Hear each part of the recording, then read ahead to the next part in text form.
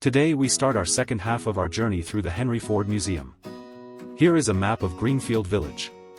On the outer perimeter is where the Perimeter Railroad is, and that's where we will start our tour. This railroad is very helpful, especially when you're really tired and you need a break from walking. The inaugural trip for the Perimeter Railroad was on Tuesday, August 22, 1972.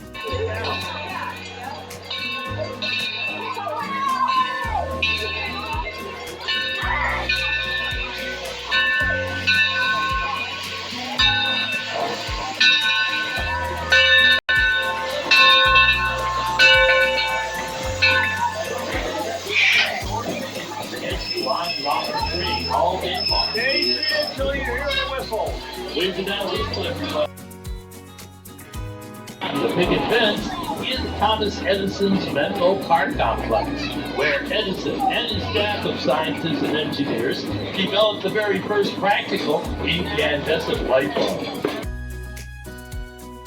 To our porches and parlors district, that's the Acme Covered Bridge from 1832 in western Pennsylvania.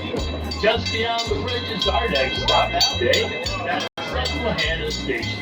Here you have full access to the entire porches and parlors district, including the McGuffey School, the Hermitage Slave Quarters, the Noah Webster House, and the Robert Frost Home, just to name a few. If you're leaving us here, please stay seated till the train comes to a complete stop. The engineer will give a blast of the whistle, meaning the air brake is set, and then they'll give you the go-ahead to exit out. Susquehanna Plantation, built in 1835 in St. Mary's County, Maryland, owned by Henry and Elizabeth Carroll, a prosperous family who held lavish parties in that plantation house. Compare that, though, to the small red house next door. That's the Thomas Plimpton home. Thomas was an indentured servant. He lived in that small one-room house with his wife and 7 children. Now, at the end of the road, on the other side of our Ferris windmill, is the Daggett Farm, a living history farm from 1754 in Andover, Connecticut. Stop in and see how Samuel Daggett and the family lived and worked on the farm prior to the American Revolution.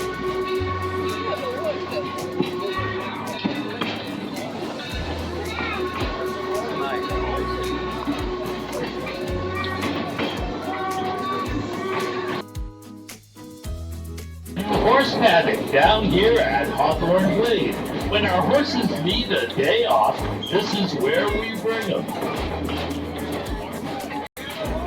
The locomotive at the head of our train today is the Torch Lake.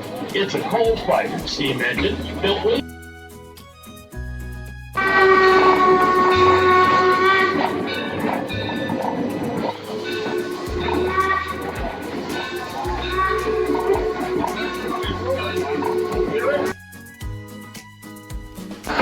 wondering what's happening there is the blow down, where we're blowing out any additional scale or sediment that might be, building up in the soil. Planted and the waterways cleaned and cleared, and wildlife has returned. And that brings us to the heart of our Railroad Junction district. Just up ahead is our Detroit, Toledo, and Milwaukee Roundhouse, where we repair and maintain our 3 coal-fired steam locomotives. Originally built in 1884 in Marshall, Michigan, it was recreated here at Greenfield Village in the year 2000, using elements from the original building. And on the other side of the roundhouse is our Liberty Craftworks district, where artisans and craftsmen create beautiful objects in glass and pottery, tin and weaving. There's a print shop, a carding shop, and a whole lot more. Firestone Farm is a living history farm, a farmhouse built in 1828 in Columbiana County, Ohio. And be sure to stop by the barn today to see if there's any new arrivals.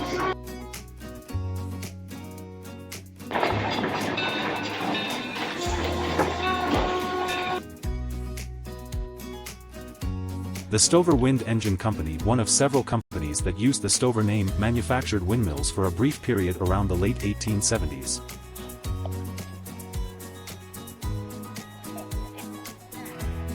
The streets of Greenfield Village are teeming with 1800s bicycles, Model T, Fords and horse-drawn carriages. All of these buildings were torn down and relocated to Greenfield Village and rebuilt and restored to how they were originally.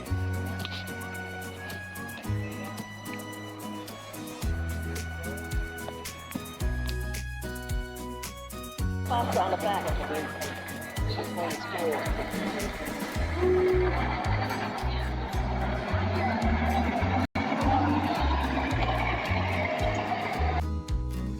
This is the original Wright Brothers bicycle shop that was moved from Dayton, Ohio. Now, with that, they, of course, start in bicycles, and this storefront was perfect for them because they actually have a machine shop in the back, and so they could actually manufacture. Edison's successful lighting experiments at his Menlo Park laboratory in 1879 bore fruit in the practical system he put into operation in New York City, at the center of which was the Pearl Street Power Station. This is the sole surviving engine generator from that installation, and it was the first to go online, providing power to customers on September 4, 1882. The presence of a machine shop, and of foreman/head machinist John Cruacy, was fundamental to the success of Menlo Park. This well-equipped facility, built to replace the small machine shop originally installed in the laboratory, enabled Edison and his associates to not only rapidly prototype iterations of experimental devices but also facilitate their eventual, profitable manufacture.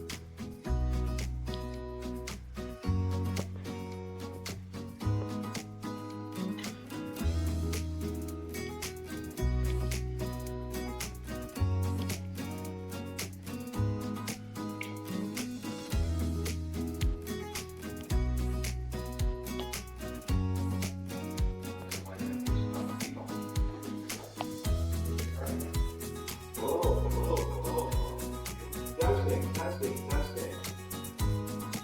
Hello. So what's happening?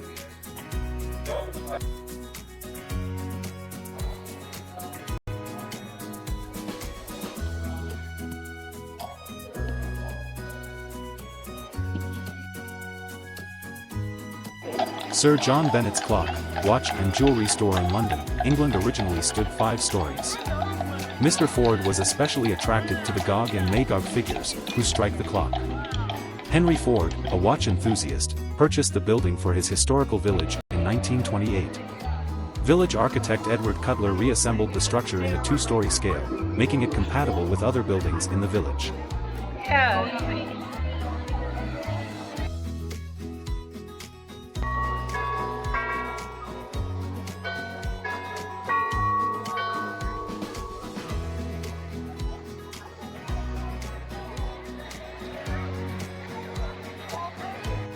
Noah Webster and his wife Rebecca had this comfortable New Haven, Connecticut, home built in their later years to be near family and friends, as well as the library at nearby Yale College.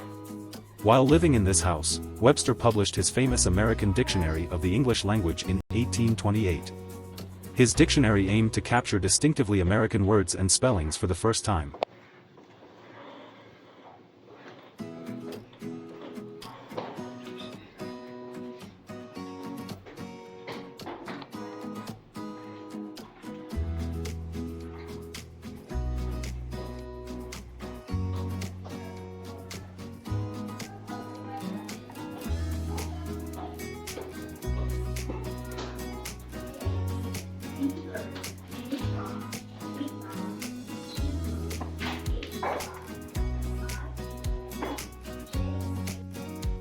Historic log buildings can be maintained for years of use and enjoyment provided that some basic attention is given to their care and preservation.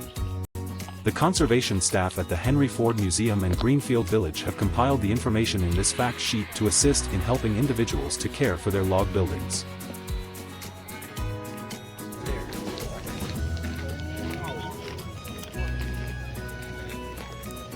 我们在看这个18世纪的棒球赛，他们没有手套，他们那个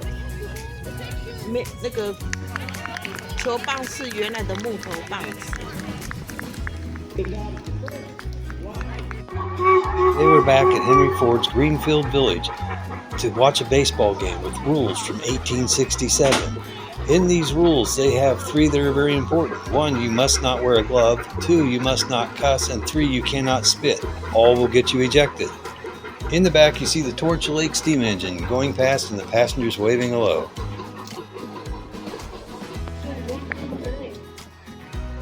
Watch this play. Diving, stopping, getting up, throwing, got him. This deep fly ball ended up being a ground rule double because the ball rolled under the back fence and got stuck in the railroad track. No. This play, the third baseman makes a great play. Throws it down to first, yet the first baseman missed it, allowing a run to score.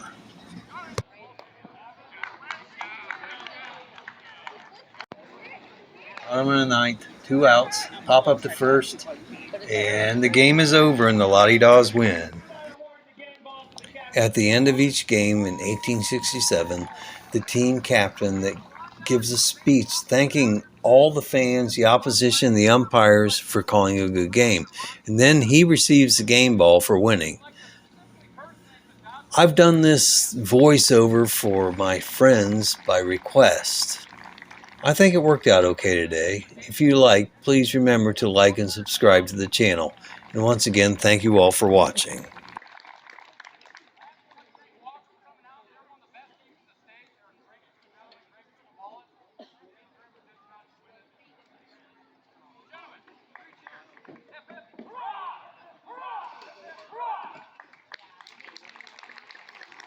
Well, folks, that concludes our day of baseball.